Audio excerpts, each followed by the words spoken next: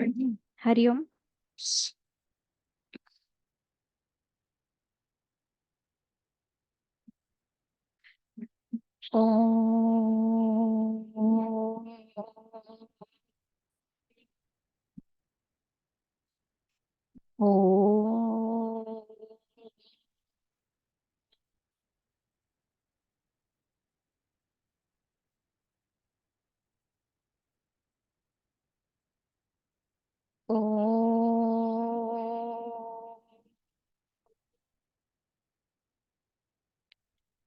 ओम सहनाववतु सहनौ भुनक्तु सह वीर्यं करवावहै तेजस्विनावधीतमस्तु मा विद्विषावहै। ओम शांति शांति शांति। ओम गुरुर्ब्रह्मा गुरुर्विष्णुः गुरुर्देवो महेश्वरः गुरुरेव परं ब्रह्मा तस्मै श्री गुरवे नमः।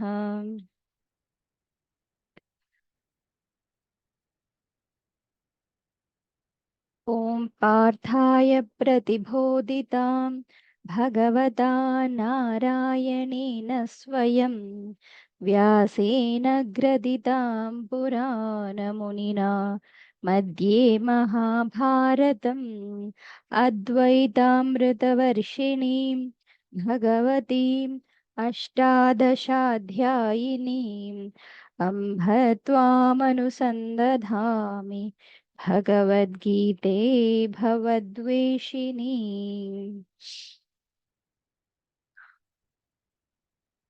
हरि ओम। రెండో అధ్యాయం భగవద్గీత చూస్తున్నాం. ఓకే, సో ఫస్ట్ వచ్చే 10-11 శ్లోకాలలో ఇంకా కూడా కాంటెక్స్ట్ క్రియేట్ చేస్తున్నారు. మెయిన్ గా ఏం బిల్డ్ చేస్తున్నారు అని అంటే, కృష్ణుడు గీత బోధించాలి అని అంటే ఈ పరమమైన సాంఖ్య యోగం ఆత్మజ్ఞానం చెప్పాలి అని అంటే ఆ పాత్రధారి అయిన అర్జునుడి యొక్క అర్హత కూడా కరెక్ట్ గా మనకి అర్థం కావాలి. సో ఆ కనెక్షన్ ని ఈ ఈ ముందు కాంటెక్స్ట్ లో ఏర్పరుస్తూ ఉన్నారనమాట. ఓకే, సో ఈ రోజు క్లాస్ లో మనం ఏం చూద్దాము అని అంటే, ఇప్పటి వరకు జరుగుతున్న సమ్మరీ అంతా జరిగిన దాంట్లో సారాంశం అంతా చూద్దాము. అండ్ దాంట్లో ఇంకేవైనా అక్కడక్కడ మధ్య మధ్యలో పాయింట్స్, కనెక్టింగ్ పాయింట్స్ ఏవైనా మిస్ అవుతే అవన్నీ కంప్లీట్ చేద్దాం. అండ్ మధ్య మధ్యలో నేను అన్నాను కదా మీకు కొన్ని అక్షోహిణి, బిఎంఐ చార్ట్ అవి ఇవి చూపిస్తాను అని, సో అవన్నీ హోల్డ్ చేసి పెట్టాను. సో ఈరోజు అవి కూడా చూద్దాం.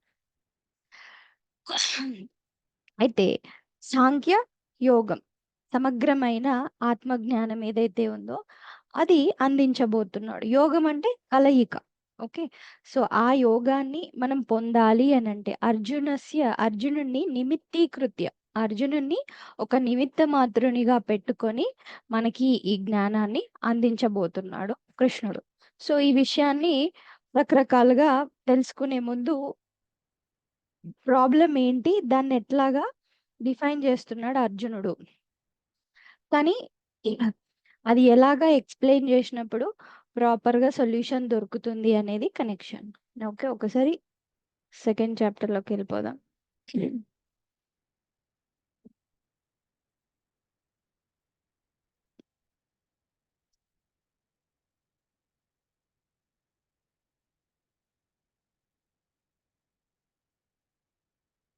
సెకండ్ థర్డ్ శ్లోకాలలో కుతస్త్వాకష్మలమిదం విషమే సముపస్థితం అనార్యజుష్టమస్వర్గ్యం అకీర్తికరం అర్జున.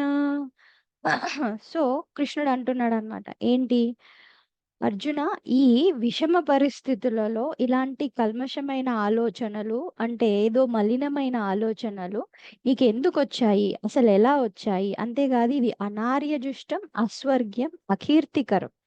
సో నీకు ఎటువంటి లాభాన్ని కూర్చదు, ఇది నీకు ఏమాత్రం శోభించదు అనే విషయాన్ని చెప్తూ ఉన్నాడు.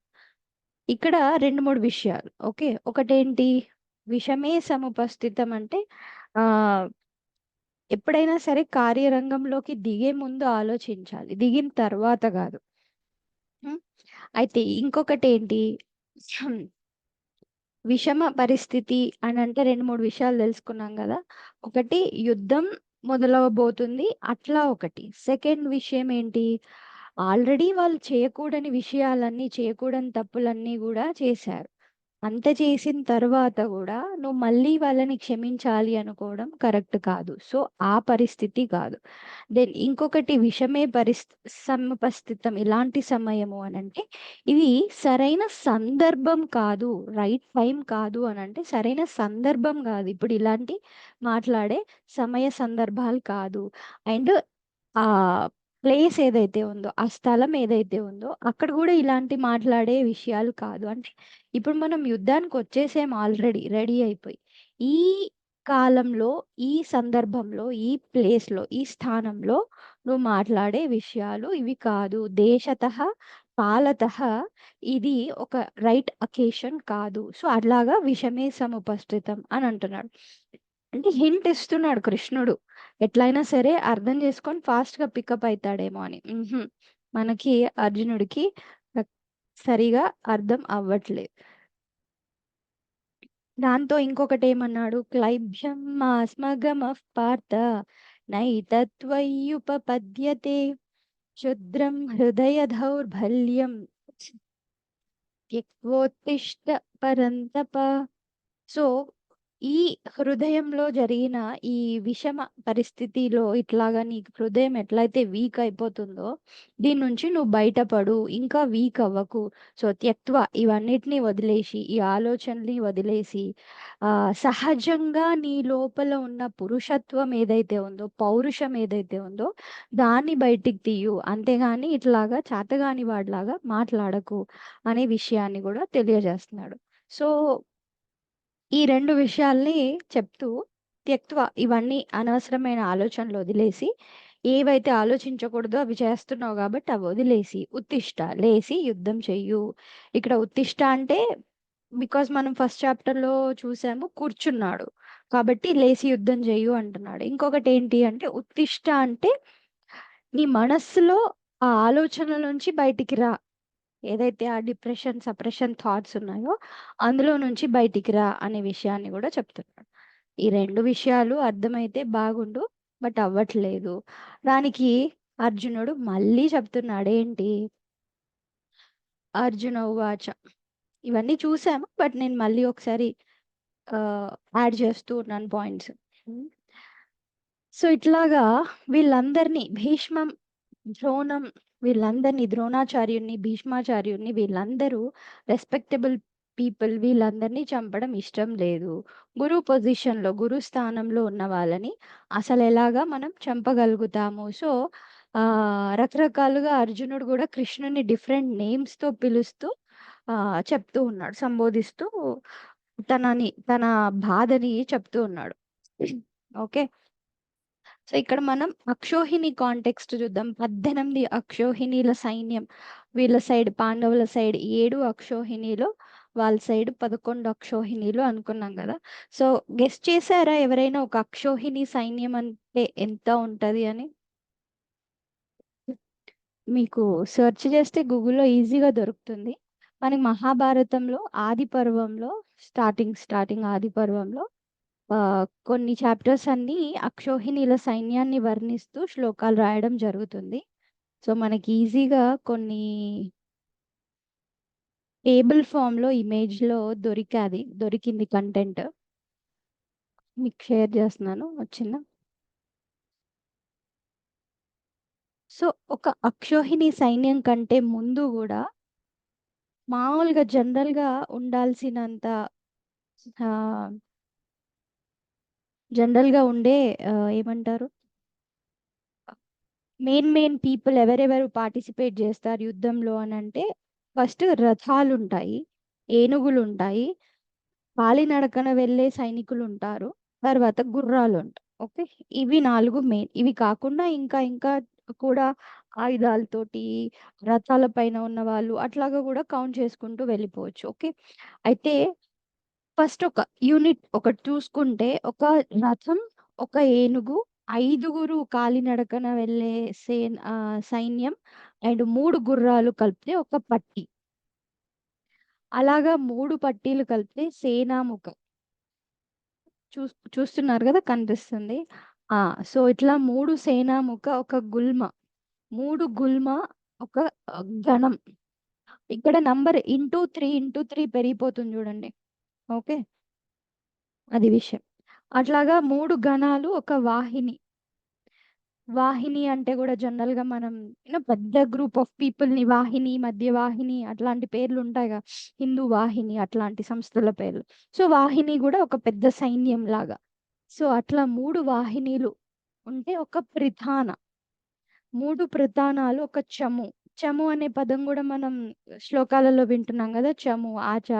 సో ఆ చము అంటే కూడా సైన్యం గ్రూప్. 3 చము కలిస్తే ఒక అణికిని. అలాగా 10 అణికినీలు కలిస్తే ఒక అక్షౌహిణి. ఓకే, నేను మీకు ఇది షేర్ చేస్తాను తర్వాత గ్రూప్లో. సో అట్లాగా 10 అణికినీలు కలిస్తే ఒక అక్షౌహిణి. అంటే చూడండి, ఒక అక్షౌహిణికి ఫైనల్ ఎంత ఉంది, ఎన్ని రథాలు ఉన్నాయి? 21,870. 21,870. 21,870 elephants etcetera. 109,350 foot soldiers. Horses 65,600. అంటే ఈ నెంబర్లో ఒక అక్షోహిణి ఇంటూ 18 అక్షోహిణీలు. ఓకే, ఇప్పుడు మీరు కౌంట్ చేసుకోండి ఇంకా లాస్ట్ది. రైట్. సో ఇంతమంది సైన్యం, ఇటు సైడ్ 7 అక్షోహిణీలు, అటు సైడ్ 11 అక్షోహిణీలు. ఓకే, ఇంకా మనకి దీంట్లోనే వివరణగా రకరకాల వ్యూహాలు కూడా ఉంటాయి. జనరల్ గా మనకు తెలిసిన పేర్లు 2-3: పద్మ వ్యూహం, త్రిశూల వ్యూహం, చక్ర వ్యూహం. ఇట్లాంటి వ్యూహాలు అంటే వాళ్ళ ఫార్మేషన్స్ అన్నమాట. సైన్యం అంతా ఆ పద్ధతిలో నిల్చొని ఎదుటి వాళ్ళని అటాక్ చేస్తుంటారు, లేదా వాళ్ళు వస్తున్నప్పుడు డిఫెండ్ చేసుకోవడం. సో అట్లాంటి కూడా ఒక 20-25 ఫార్మాట్స్ ఉంటాయి, వ్యూహాలు. వాళ్ళ ప్లాన్స్ అన్నమాట. ఆ ఫార్మాట్ లో యుద్ధం జరుగుతుంది. అలా జరుగుతున్నప్పుడు ఇక్కడ వీళ్ళిద్దరి డిస్కషన్ జరుగుతుంది. ఇప్పుడు అంటే ఎంతమంది అక్కడ ఉన్నారు అనేది ఒక విజువలైజేషన్ కోసం చెప్పడం జరిగింది నేను. అది. అయితే ఇదంతా మనకు మహాభారతంలో చాలా డీటెయిల్డ్గా ఇంకా చెప్తూనే ఉంటారు దీని గురించి. గీతాలో అవసరం లేదు. బట్ మనం ఏంటి అని అంటే, ఇది మనకి అక్కడ బయట జరుగుతుంది అని అనుకుంటే సరే కదా, వార్ మనకేంటి అని అనిపిస్తుంది.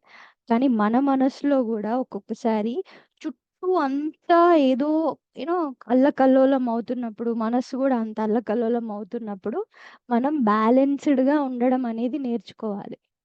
అలాంటప్పుడే భగవంతుడు పక్క నుండి గీత అందించడానికి రెడీ ఉన్నాడు. ఎవరింటారండి యుద్ధ రంగంలో? వినాలి. అప్పుడే కదా తెలిసేది నాలెడ్జ్. జనరల్‌గా గూడా మనం ఏమనుకుంటాం జీవితంలో, ఈరోజు నేను కొంచెం బిజీగా ఉన్నానండి. ఐ మీన్ ఈరోజు అంటే ఈరోజు కాదు. లేదంటే పర్టిక్యులర్ లైఫ్ ఫేజ్‌లో ఇప్పుడు నాకు కొన్ని ఇవున్నాయి. నేను ఇప్పుడు రాలేనండి. లేకపోతే ఇప్పుడు నేను మంచి పనులు చేయలేను. కొంతమంది జనరల్‌గా ఇచ్చే ఫ్రీ స్టేట్‌మెంట్ ఏంటంటే, మా పిల్లలంతా సెట్ అయిపోయినంక మేమొస్తామండి. అప్పుడొచ్చి ఏం జేస్తారు?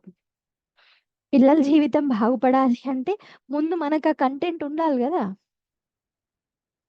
సో, ఇట్లా అంటే కొంతమంది ఇప్పుడంతా మేము బాధలో ఉన్నామండి, ఇదంతా మాకు చెప్పకండి అంటుంటారు కొంతమంది. ఆ! బాధలో ఉన్నప్పుడే గదా కావాల్సింది. అంటే తాత్కాలిక సొల్యూషన్స్ కోసం వెళ్తూ ఉంటారనమాట. అందుకే గదా ఇప్పుడు ఈ తమో గుణంలో ఏమవుతుంది అనంటే, తమస్సు ఆవహించినప్పుడు ఏదో రకంగా కష్టాలొచ్చినాయి, ప్రాబ్లమ్స్ వచ్చినాయి, ఆర్ లైఫ్‌ని ఫేస్ చేయలేకపోతున్నారు. చాలా మంది టెంపరరీ సొల్యూషన్స్ కోసం ఈ ఈ డ్రగ్ అడిక్షన్స్, ఏదో ఒకటి అడిక్షన్స్‌కి వెళ్ళిపోతూ ఉంటారు. ఎందుకు? సింపుల్. వెళ్ళి మనం ఏదో ఒకటి అడిక్ట్ అయిపోతే అది మత్తునిస్తది. ఆ మత్తు మనం ఈ సమస్యను మర్చిపోవచ్చు అని. బట్ పొద్దునయ్యేసరికి మళ్ళీ మత్తు దిగాల్సిందే. సమస్య తల నిండా ఎక్కాల్సిందే. లేదండి, టెంపరరీగా పడుకోవడం, లేకపోతే డిప్రెషన్‌కెళ్ళిపోతే ఆ డాక్టర్ ఏవో టాబ్లెట్స్ ప్రిస్క్రైబ్ జేయడం, ఇవే జరుగుతున్నాయి. కానీ సమస్యని మూలంగా తొలగించడం అనేది ఇంపార్టెంట్. సో దుఃఖం, దుఃఖ నివారణ 2 ఉండాలి. దుఃఖ సమూల నివారణ. తర్వాత దుఃఖమంతా తీసేసిన తర్వాత ఏం మిగులుతుంది అని కాదు. సుఖం అంటే శాశ్వతమైనదేంటో గుర్తించాలి. దాన్ని నిలబెట్టుకోగలగాలి. 4 విధానాలు, 4 స్టెప్స్. ఫస్ట్ ప్రాబ్లం ఏంటో ఐడెంటిఫై చేశాము. అది కరెక్ట్‌గా ఐడెంటిఫై చేయాలి. ఇంతకీ ప్రాబ్లం నాలో ఉందా? బయట వాళ్ళు క్రియేట్ చేస్తున్నారా? బయట వాళ్ళు ఎంత క్రియేట్ చేసినా కూడా నేనది ప్రాబ్లం అని తీసుకుంటే తప్ప అది నన్ను ఎఫెక్ట్ చేయదు. అది దుఃఖ మూల నివారణ. బయట ఏది సమస్యగా అనిపించినా కూడా అది నేను లోపలికి ఎంత హెవీగా తీసుకుంటున్నాను అనేదే మన పైన ఆధారపడి ఉంటుంది. దాన్ని రీప్లేస్ చేయడానికి ఏదైనా మనం ఉత్తమ ఆలోచనలతోటి రీప్లేస్ చేయగలగాలి. అయితే ఉత్తమ ఆలోచనలు కూడా శాశ్వతంగా మనల్ని ఆ జ్ఞానంతో నింపి ఇంకా ఈ సమస్య ఎప్పటికీ సమస్య కాదు అనే దృష్టిని ప్రసాదించాలి. ఇది ప్రాసెస్. ఈ ప్రాసెస్‌ని చూపించబోతున్నాడు అర్జునుడికి కృష్ణుడు. అందుకోసమే నువ్వు ఏదైతే ఆలోచిస్తున్నావో, ధర్మ సూచకంగా మాట్లాడుతున్నావో అది అట్లాగా కనిపిస్తుంది. జనరల్‌గా కొంతమంది ఎలా అంటే వాళ్ళకేదైనా ఆహ్, చేయరానిదుంటదనుకోండి. చేయరాదు అది వాళ్ళకది సాధించలేనప్పుడు కొంతమంది ఇలా మాట్లాడుతుంటారు. నేను అనుకుంటే సాధిస్తానబ్బా! కానీ అది నాకు రాసి పెట్టలేదు. అందుకే అటెళ్ళిపోయింది. అంటే నువ్వు కష్టపడి ఎఫర్ట్స్ పెట్టి అది నీకు రాలేదు అనంటే నీకది బాధ కలగకూడదింక. యెస్. దీనికంటే నేను గొప్పదేదో పొందబోతున్నాను అనుకున్నప్పుడు సాధనలో అది వేరు. తాదాత్మ్యం లేకుండా ఉండడం. కొంతమంది ఆహ్, ఏమంటారు? ఆ వీక్‌నెస్‌ని కవర్ చేసుకోవడానికి అది మనకి సెట్ కాదులెండి. అది మనకి రాదు. నేను అనుకుంటే సాధించగలుగుతా. అనుకుంటే సాధించావు అనే పాయింట్ నిజమైతే రావాల్సిందే మరి. కదా! నేనే వదిలేసానండి అని అంటుంటారు కొంతమంది. అదే అందని ద్రాక్ష పుల్లగా అని అంటుంటారు కదా! ఆడ అందుకోవాలని ట్రై చేయడనమాట. చేయకుండా వాడేం చేస్తాడు, అది పుల్లగుందిలే అని చెప్పేసి అంటూ ఉంటాడు. వాడు ఎగిరి అందుకోలేదు, ట్రై చేయలేదు. సో, ఇట్లా అన్నమాట. సో, అర్జునుడి నినాదాలు గూడా అలాగే అనిపిస్తూ ఉన్నాయి. అయితే సమస్యలో ఉండి ఆలోచించినప్పుడు అందరూ కరెక్టే. మనం జనరల్‌గా అంటుంటాం కదా! అవునండి. వాళ్ళ పర్సెప్షన్ కరెక్టే. వీళ్ళు పర్సెప్షన్ కరెక్టే. వీళ్ళ సైడ్ కరెక్టే. వాళ్ళ సైడ్ అన్ని సైడ్‌లు కరెక్ట్ ఉండదు. కరెక్ట్ ఒకటే ఉంటది. ధర్మం ఒకటే ఉంటది. సమస్య పైనకొచ్చి మనం ఆలోచించినప్పుడు అందరికీ ధర్మం ఏంటి? స్వధర్మం ఏంటి? స్వధర్మం అందరికీ ఎట్లాగా బెనిఫిట్ అవుతుంది అనేది ఒకటుంటది. అది తెలుసుకోవాలి. అందరి పర్సెప్షన్స్ కరెక్టే అయినప్పుడు ఇంకా శాస్త్రాలెందుకు? అందరికీ ఒక్కొక్క ఒపీనియన్ ఉంది. ఓకే. No problem. కానీ ఏది కరెక్ట్ అనేది వాళ్ళు డిసైడ్ చేసుకుంటారు. ఓకే. కానీ శాస్త్రం ఒకటి చెప్తుంది. నువ్వు శాస్త్రాన్ని ఫాలో అయ్యావా? శాస్త్రం అంటే ఇక్కడేంటి? ఒక అది ఇలాగా చేస్తే నువ్వు పర్ఫెక్ట్‌గా వెళ్తావు. మనం ఫస్ట్ నుంచి అనుకుంటాం గదా! భగవద్గీత ఒక మాన్యువల్. సో, ఒక ఐటెమ్‌ని, ఒక ఎలక్ట్రానిక్ గ్యాడ్జెట్స్‌ని నువ్వు ఎట్లా వాడుకోవాలి అనేది ఒక రూల్ పెట్టుంటది బుక్‌లో. లేదండి. నేను ఇట్లా వాడిన కొంతమంది చూడండి. ఇట్లా వాడినా గూడా వస్తది. పిన్ ఇంకెక్కడో పెట్టి కొంచెం టచ్ చేసి ఛార్జింగ్ అవుతుంది అంటారు కొంతమంది. ఇట్లా కూడా వస్తుందండి. వస్తది. కానీ అది ప్రాపర్ వే గాదు. కదా! సో, కొంతమంది యూ నో ఈ ప్లగ్ సిస్టమ్‌లో గూడా ప్రాపర్ ఎంత ఎలక్ట్రిసిటీ రిసీవ్ అవ్వాలి, ఎంత బ్యాటరీ ఉండాలి, ఎన్ని వాట్స్ ఉండాలి అనేటియి ఏం తెలియకుండా ఎక్కడెక్కడో పెట్టేస్తుంటారు. అయినా వస్తుంది గదండీ అంటే, వస్తది. కానీ తొందరగా ఐటెమ్ డ్యామేజ్ అవుతది. కదా! చిన్న విషయాలు మనకు తెలుసు. అట్లానే ఈ పర్సెప్షన్, ఆ పర్సెప్షన్ వాడి ఒపీనియన్, వీడి ఒపీనియన్ గూడా కరెక్టే అయితదేమో కానీ తాత్కాలికంగా మాత్రమే. అది శాశ్వతమైన సొల్యూషన్ కాదు. ఒకవేళ బయటికి ఆ పరిస్థితి వరకి నిజమే అనిపించినప్పటికీ గూడా మనం అంత సమస్య పైనుంచి ఆలోచిస్తే దాని నుంచి దాటగలుగుతాం. లేకపోతే అది పిల్ల సమస్యలను సృష్టిస్తూ ఉంటది. బయట. లోపలేంటి? లోపల రకరకాల దుఃఖాలను సృష్టిస్తూ ఉంటది. ఇంకా ఇంకా కొత్త కొత్త తాదాత్మ్యాలను సృష్టిస్తూ ఉంటది. ఓకే. సో, ఆ విధంగా మూలం నివారణ అనేది ఇంపార్టెంట్. అది చెప్పడానికి ప్రయత్నిస్తున్నాడు కృష్ణుడు. కానీ అర్జునుడు ఇంకా ఏదో చెప్తున్నాడు. ఏమని అంటే ఒక్క నిమిషం. ఆ! సో, యుద్ధం చేసి కష్టపడి ఇంత చేసితే గెలుస్తానో లేదో కూడా తెలీదు. హ్మ్. ఈ ధార్తరాష్ట్రులు ఎవరైతే ధృతరాష్ట్ర పుత్రులు ఉన్నారో వాళ్ళని, యుద్ధానికి వచ్చిన వాళ్ళని నేను చంపితే నాకు ఎంత మంచి కలుగుతుందో కూడా నాకు పెద్దగా ఐడియా లేదు అనే విషయం చెప్పి నెక్స్ట్ ఒక ఇంపార్టెంట్ విషయం చెప్తున్నాడు. ఇది నిన్న చూసాం కదా, ఒకసారి 7th శ్లోకం మళ్ళీ చూద్దాము.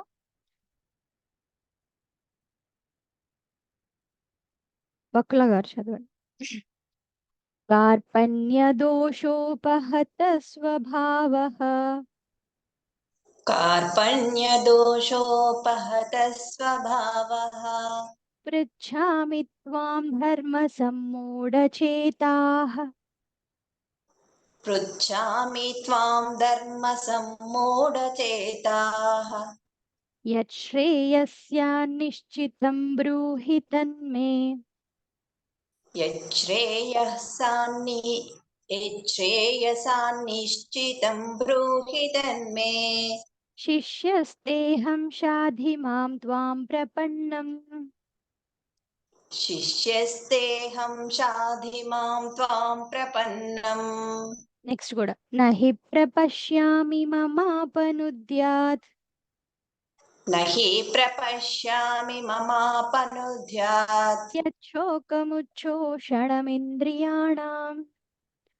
यच्छोकमुच्छोषणमिन्द्रियाणाम् अवाप्य भूमावसपत्नवृद्धम् अवाप्य भूमा वसपत्नमृद्धम् राज्यं सुराणामपि चाधिपत्यम् राज्यं सुराणामपि चाधिपत्यम्. సో ఈ 7th శ్లోకం ఏదైతే ఉందో అందులో కృష్ణుడుని శరణ వేడుతూ ఉన్నాడు అర్జునుడు. ఓకే, సో ఇప్పటి వరకు చెప్పిన లాజిక్స్ ఏమైతే ఉన్నాయో చెప్తున్నప్పటికీ అంతకు ముందు కూడా అర్జునుడు ఏం తక్కువ తెలివి కల్లోడు కాదు కదా. సో చాలా విషయాలు తెలిసే ఉన్నాయి. తాత్కాలికంగా ఒక మోహం కమ్మేసినా కూడా లోపల ఆయన నేర్చుకున్న జ్ఞానం ఉంది కాబట్టి ఎక్కడో అన్ని మాట్లాడిన తర్వాత అర్జునుడి కనిపిస్తుంది ఏదో అర్జున బేసికల్ గా కృష్ణ నాకైతే నేనేదో కన్ఫ్యూజన్ లో ఉన్నాను అనిపిస్తుంది. కార్పణ్య దోష అపహత, ఈ కృపణత్వ బుద్ధి ఏదైతే ఉందో నన్ను క్లియర్ గా ఆలోచించకుండా చేస్తుంది. ఇంకొకటి ఏంటి అని అంటే నిన్న చూసాం కృపణత్వం అని అంటే హై లెవెల్ డీప్ మీనింగ్ ఏంటి, ఆత్మ జ్ఞానం తెలియకుండా ఉన్నవాడు, ఆత్మ జ్ఞానంలో పిసినారిత్వం వ్యవహిస్తున్నవాడు. ఇంకొకటి ఏంటి అంటే ఒక సెన్స్ ఆఫ్ హెల్ప్లెస్నెస్ అనమాట. నేను ఇప్పుడు ఏం చేయాలో తెలుసుకోలేకపోతున్నాను యూనో కానీ ఒక దీనమైన పరిస్థితి. కానీ అర్జున కృష్ణ నువ్వు ఉన్నావు కదా, సో నువ్వు నాకు ఈ విషయం నుంచి ఈ బాధ నుంచి నన్ను బయటపడేయు అని చెప్పేసి ప్రపన్నం షాది మాం ప్రపన్నం. సో నేను షా ది అని అంటే ఇక్కడ ఏంటంటే షాస్ అనే ధాతు నుంచి వస్తుంది. సో నాకు నువ్వు ఇన్స్ట్రక్షన్ ఇవ్వు, నాకు నువ్వు రూల్ చెయ్యు, నువ్వు ఇప్పుడు ఎట్లా చెప్తే అది నేను చెయ్యబోతున్నాను. అంతేకాదు నిశ్చిత, అది నాకు శ్రేయస్సుని కలిగించే విధమైనది నువ్వు ఏరికోరి నాకు చెప్పు, అది నేను పాటిస్తాను అనేది చెప్తున్నాడు. ప్రపన్నం అంటే నేను నీకు సమర్పించుకుంటున్నాను, నేను శరణు పొందుతున్నాను. ఇక్కడ వరకు ఆయన ఒపీనియన్స్ ఇస్తున్నాడు, కానీ ఇప్పుడు కృష్ణ ఇంకా నా వల్ల అవ్వట్లేదు, నువ్వే నాకు దారి చూపించు అనేది సంపూర్ణ శరణాగతితో ఆయన అడుగుతున్నాడు. సో ఇక్కడ సంపూర్ణ శరణాగతి ఎందుకు, అట్లా అడగకపోతే అట్లా అడిగితే కానీ చెప్పడా అని అంటే అడగడం అనేది కృష్ణుడికి ఇంపార్టెంట్ కాదు, అడగడం అనేది రిసీవ్ చేసుకునే వాళ్ళకి ఇంపార్టెంట్. నేను శ్రద్ధతో నువ్వు చెప్పింది నేను పాటిస్తాను, దాంట్లో ఇంకా అనుమానాలు పెట్టుకోకుండా నా కలరింగ్ ఎఫెక్ట్ యాడ్ చేయకుండా నేను చేస్తాను అనేది మనం పూర్తిగా ఎవరిపైన అయితే డిపెండ్ అవుతున్నామో వాళ్ళని శరణ్ కోరితే అప్పుడు మనకి రిసీవింగ్ లో ట్రాన్స్పరెన్సీ ఉంటుంది అండ్ చేసే శక్తి కూడా వస్తుంది అనమాట. చాలాసార్లు మనం కంప్లీట్ గా వినము, అడుగుతాము ప్రశ్నలు డౌట్స్, కానీ వినము కంప్లీట్ గా. సెకండ్ విన్నా కూడా మనకు అర్థమైన విధంగా ఇంప్లిమెంట్ చేయడానికి, మనకు నచ్చిన విధంగా ఇంప్లిమెంట్ చేయడానికి కంటెంట్ మార్చేసుకుంటూ ఉంటాం. ఇదే ప్రాబ్లం ఉంటుంది చాలా మందితోటి, వాళ్ళకి నచ్చిన విధంగా వాడేసుకుంటారు వేదాంతాన్ని. చాలా బాగా చెప్పారండి. బట్ ఇది మాకు సెట్ కాదు. మాకు సెట్ అయిన విధంగా మేము అప్లై చేసేసుకుంటాం. నువ్వు అక్కడ చెప్పిందేంటి? దాన్ని నువ్వు ప్రయత్నించినప్పుడు రాకుండా ప్రాక్టీస్ చేస్తూ ఉంటే అది వేరు. కానీ ప్రాక్టీస్ చేసేటప్పుడే మనం డైల్యూట్ చేసుకున్నాం అనుకోండి, సారాన్ని మనమే కోల్పోయినట్టు. అప్పుడు ఇంకెందుకు ఇంక అడిగి. సో, ఇక్కడ ఆ శరణు బుద్ధి ఏదైతే ఉందో, శరణాగతి ఏదైతే ఉందో అది ఇంపార్టెంట్. సో, శ్రీకృష్ణుడిని గురువులాగా భావిస్తున్నప్పుడు వచ్చే జ్ఞానం ఏదైతే ఉందో కంప్లీట్‌గా ఫ్లో అవుతుంది. ఇక్కడ అర్జున శరణాగతియే కాదు, మన లోపల కూడా ఆ శరణాగతి అనేది రాగలగాలి. ఓకే. సో, ఒకసారి బిఎంఐ చాట్ కంటిన్యూ చేద్దాము. చాలామంది క్లాస్ వినేవాళ్ళు ఇది చూసుంటారు. తెలుగులో కూడా చూపించాను అప్పుడు ఒకసారి. సో, ఇది మనకి పూజ్య గురుదేవుల స్వామి చిన్మయానందజీ వేదాంతం క్లియర్‌గా అర్థం కావడానికి ఒక చాట్ లాగా చేయడం జరిగిందనమాట. ఓకే. సో, బిఎంఐ అంటే బాడీ, మైండ్, ఇంటెలెక్ట్. శరీరం, మనస్సు, బుద్ధి. తర్వాత కింద పిఎఫ్‌టి ఉంది కదా! Perceiver, ఫీలర్, thinker. ఇది నేను మళ్ళీ మీకు తెలుగులో చేస్తాను. బట్ ప్రస్తుతం ఇంగ్లీష్‌లో ఉంది. పర్సీవర్ అంటే దాన్ని ఆహ్, ఏమంటారు? శరీరం ఏదైతే ఉందో శరీరం నుంచి ఇంద్రియాలు, విషయాలని తీసుకునేది. ఫీలర్ భావించేవాడు. థింకర్ ఆలోచించేవాడు. సో, ఓఈటీ ఏంటి? Objects, emotions, thoughts. దీన్ని తెలుగులో శరీరం, మనస్సు, బుద్ధి అంటున్నారు. కింద ఓఈటీ ఏమో విషయ వస్తువులు. శరీరం నుంచి విషయ వస్తువులు ఇంద్రియాలెళ్ళి పట్టుకుంటున్నాయి కదా! 5 ఇంద్రియాలు ప్రపంచంలో చూస్తూ, తినడం, చూడడం, స్పర్శించడం ఈ విషయాలను అనుభవిస్తూ ఉంది. దెన్ మనస్సు ఎమోషన్స్, భావోద్వేగాలకి లోనవుతూ ఉంది. బుద్ధి ఏదైతే ఉందో విచక్షణా శక్తి, ఆలోచిస్తూ ఉంది. ఆలోచనలు. ఓకే. సో, ఇవన్నీ ఎందుకు డిఫరెంట్‌గా ఉన్నాయి అందరికి? ఒక్కొక్కరి శరీరం, ఒక్కొక్కరి ఆలోచనా విధానం, ఒక్కొక్కరి బుద్ధి ఎందుకు డిఫరెంట్‌గా ఉన్నాయి అనంటే, దానికి కారణం పైన ఇది. వి వాసనాస్, వాసనలు. దీన్నే మనం సంస్కారం అంటున్నాం. ఓకే. సో, ఈ సంస్కారాలు డిఫరెంట్‌గా ఉండడం వల్ల ప్రతి ఒక్కరు ఇట్లాగా రకరకాలుగా కనిపిస్తున్నారు. వారి బుద్ధి డిఫరెంట్‌గా వ్యక్తమవుతుంది. కానీ వీటన్నింటిని ఆధారమైనది ఏదైతే ఉందో అది ఆత్మ చైతన్యం. ఈ పైన ఓం కనిపిస్తుంది కదా! సో, ఇది సుప్రీం కాన్షియస్‌నెస్, ఆత్మ చైతన్యం. బట్ అది మనం మరిచిపోవడం వల్ల ఇదంతా ఏర్పడింది. ప్రపంచం ఏర్పడింది. సో, బేసికల్‌గా ఈ వాసన సంస్కారం ఏదైతే ఉందో, ఆ వాసన నిర్మూలన ఏదైతే ఉందో, సంస్కారాల్ని శుద్ధి చేసుకోవడం ఏదైతే ఉందో, అది సాధన. అది మనం దాటడమే ఈ ఒక్కొక్కటి తెలుసుకోవడం. ఓకే. సో, రకరకాల శరీరాలు, మనస్సు, ఈ శరీరాలు, ఈ ఎక్సెట్రా విషయ ప్రపంచం ఏదైతే ఉందో, అదంతా స్థూల ప్రపంచం. మనస్సు, బుద్ధి, చిత్తం, అహంకారం ఏదైతే ఉందో సూక్ష్మ ప్రపంచం, సూక్ష్మ శరీరం. ఓకే. వెనకాల వాసనాలు, సంస్కారాలు అనుకున్నాం గదా! అది కారణ శరీరం. సో, ఈ 3 ప్రతి ఒక్కరికి ఉంటున్నాయి. ఓకే. బాడీ, శరీరం ఉంటుంది అందరికి కదా! స్థూల శరీరం. మనస్సు, బుద్ధి, సూక్ష్మ శరీరం. ఈ వెనకాల ఉన్న వాసనలు ఏదైతే ఉందో కారణ శరీరం. కానీ ఈ 3 కూడా అశాశ్వతమే. మారిపోతూ ఉంటాయి. వీటన్నింటిని దాటి అతీతమైన ఆత్మ చైతన్యం ఏదైతే ఉందో ఇది మనము అని గుర్తించడం నిజమైన జ్ఞానం. ఇదే మనం తెలుసుకోబోయేది. అవునా! ఇప్పుడు ఇదంతా మనకెందుకు అవసరమండి? ఎట్లా అవసరమండి అనంటే, ఆ సంస్కారాలు ఉండడం వల్లనే దుఃఖం అనుభవిస్తున్నాము అని అనుకుంటున్నాం. ఫస్ట్ మన ఎవర్ గ్రీన్ ఫస్ట్ క్లాస్‌లో మన క్వెషన్ ఏంటి? అందరికీ సుఖం కావాలా? యెస్. కావాలి. శాశ్వతమా? అశాశ్వతమా? శాశ్వతమైన సుఖం. మరి శాశ్వతమైన సుఖం కావాలి అనంటే ఒక వే ఉంటుంది గదా! ఇప్పుడు శాస్త్రం చెప్తున్న జ్ఞానం ఏంటి అనంటే, ఆ కారణ శరీర సంస్కారాల వల్లనే మనం దుఃఖాలు అనుభవిస్తున్నాము అని అనుకుంటున్నాము.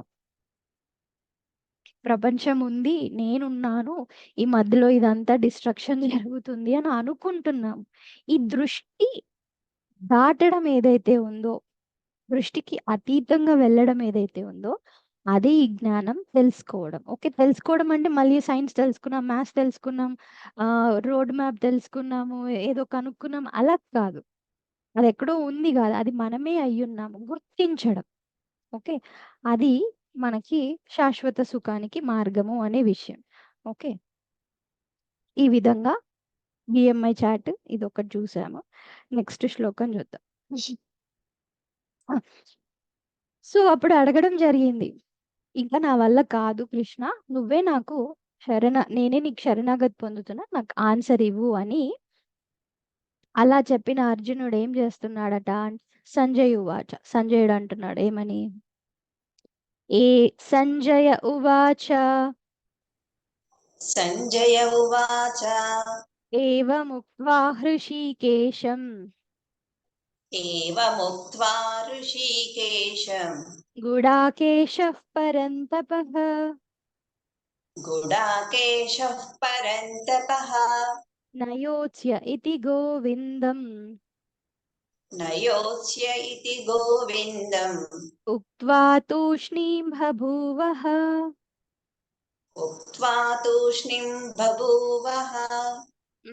ఏవముక్త్వా ఈ విధంగా చెప్పిన అర్జునుడు, గుడాకేశుడు, పరంతపుడైన అర్జునుడు ఎవరికి చెప్పాడు? హృషికేశుడు కృష్ణుడికి చెప్పి, ఇంకా నేను ఈ యుద్ధాన్ని చేయబోను, నాకు ఇంట్రెస్ట్ లేదు, నా యోత్స్య నాకు ఇంట్రెస్ట్ లేదు, ఆసక్తి లేదు అని గోవిందుడికి చెప్పేసి, ఉక్త్వా ఇలా చెప్పి తూష్ణీం బభూవ, ఇంకా ఆయన మౌనం వహించాడంట అర్జునుడు.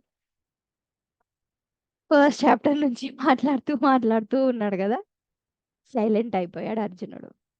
ఓకే, సైలెంట్ అయిపోవడం అంటే బడబడా నోట్లో నుంచి సైలెంట్ అవ్వడం కాదు, మనసులో ఉన్నదంతా చెప్పేశాడు.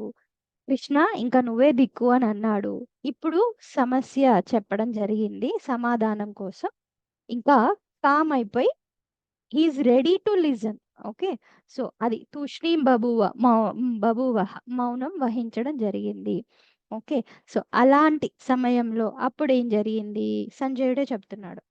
తమువాచ హృషీకేశః తమువాచ హృషీకేశః ప్రహసన్నివ భారత ప్రహసన్నివ భారత సేనయోరుభయోర్मध्ये సేనయోరుభయోర్मध्ये విషీదంతమిదం వచః. విషీదంతమిదం వచః. సో అప్పుడు సేనయోహ ఉభయోహ మధ్య, రెండు సేనల మధ్య నిలిపిన రథంలో ఉన్న ఋషికేశుడు శ్రీకృష్ణుడు ఈ విధంగా అర్జునుడితో, విషాదంలో మునిగి ఉన్న అర్జునుడితో ఇలా అన్నాడంట.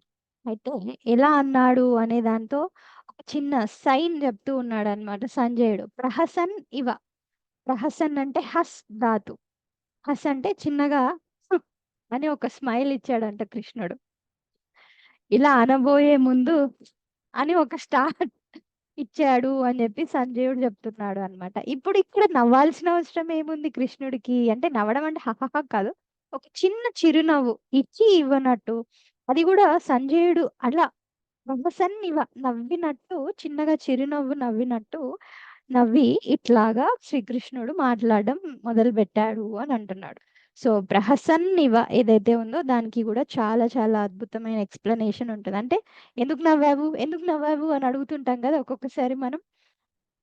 ఒక చిన్న చిరునవ్వు మనం ఏదైనా మాట్లాడుతుంటే ఎదుటి వాళ్ళు అనేసరికి ఇప్పుడు ఎందుకు నవ్వావు చెప్పు చెప్పు అని అంటుంటాం కదా. ఎందుకు చాలా చాలా అర్థాలు తీసుకోవచ్చు అందులో నుంచి. అది శ్రీకృష్ణుడు ఎప్పుడు ఆయన స్మైలింగ్ ఫేసే, అలా కూడా అనుకోవచ్చు. సో ఒక చిన్న చిరునవ్వు నవ్వి స్టార్ట్ చేశాడంటూ అర్జునుడికి ఉపదేశం ఇవ్వడం. అది ఎందుకైనా కావచ్చు. ఎందుకు అని అంటే, ఏంట్రా బాబు యుద్ధంలో ఇలాంటివి చెప్పాల్సి వస్తుంది అని, లేదా అర్జున స్టార్ట్, నీకన్నీ నేను కౌంటర్ చేయబోతున్నాను ఇప్పుడు చూసుకో ఇంకా కదా అడిగినట్టు. లేదు అని అంటే మనందరి కోసం అద్భుతమైన ఆత్మజ్ఞానాన్ని మొదలు పెట్టబోతున్నాడు, బ్రహ్మ విద్య చెప్పబోతున్నాడు, అందుకోసమైనా కావచ్చు.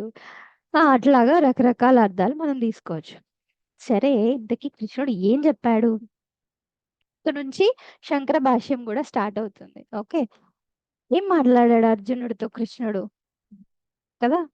సో ఇది మనం తెలుసుకోవాలి కాబట్టి ఆ, కొంచెం వెయిట్ చేద్దాము. యాక్చువల్గా నేను కొంచెం క్లాస్ కంటిన్యూ చేద్దాం అనుకున్నాను, కానీ ఇంకా చిల్డ్రన్ క్యాంప్స్ వర్క్ స్టార్ట్ అవ్వబోతుంది కాబట్టి కొంచెం గ్యాప్ తీసుకుందాం మనం. ఓకే, అది 1 మంత్ అవ్వచ్చు, 2 మంత్స్ అవ్వచ్చు. ఆ గ్యాప్ తర్వాత సెకండ్ చాప్టర్ ఫుల్ డీటెయిల్డ్గా వెళ్దాం. ఓకే, చాలా వరకు తత్వబోధ, ఆత్మబోధ అవి కూడా మీరు ఇంకా వినలేదు, చాలా బేసిక్ థింగ్స్. సో ఇందాక బిఎంఐ చార్ట్, ఇంకా ప్రతి దానికి డీప్ మీనింగ్ చెప్తూ కూడా పైన పైన కాకుండా కొంచెం మంచిగానే సెకండ్ చాప్టర్ అంతా డీటెయిల్డ్గా వెళ్దాం. ఎందుకంటే థర్డ్ నుంచి 8th వరకు నేను ఆల్రెడీ కంప్లీట్ చేశాను కాబట్టి అవి మళ్ళీ చెప్పను. సో సెకండ్ చాప్టర్లోనే మళ్ళీ ఒకసారి అందరికీ క్లియర్గా అర్థమయ్యే కంటెంట్స్ డీటెయిల్గా చెప్దాం అనుకుంటున్నా. సో చిల్డ్రన్ క్యాంప్స్ అన్నీ అయిపోయిన తర్వాత రీస్టార్ట్ చేద్దాం. ఓకే, సో ఇక్కడ వరకు అర్జునుడి విషాదం అయిపోయింది. సో ఆ కృష్ణ భగవానుడి ఉపదేశం మన జీవితాలలో కూడా జరగాలని మనం ఆయన ఉపదేశం కోసం వెయిట్ చేద్దాం. ప్రార్థించండి. హరి ఓం. ఓం శాంతి శాంతి శాంతి. హరి ఓం. శ్రీ గురుభ్యో నమః. హరి ఓం. శ్రీ కృష్ణ కనయాలాల్ की जय. श्री सद्गुरुनाथ महाराज की जय. जय हरि ओम.